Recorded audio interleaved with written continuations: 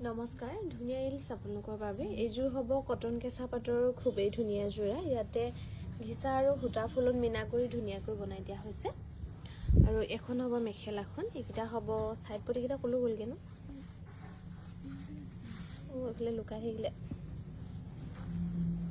মাইনা ওলাব চেষ্টা কৰিছোঁ এটা সাইড পটি হ'ব দেখুৱাব পৰাই নাই এটা সাইড পটি হ'ব আৰু এইযোৰ খুব ধুনীয়া হ'ব কটন টছত বনোৱা হৈছে কালাৰটো ব্লু কালাৰত পাৰ্পল কালাৰ টাইপৰ ডাইটছৰ সূতাটো বৈ দিয়া হৈছে কটন টছত এখন মেখেলাখন হ'ব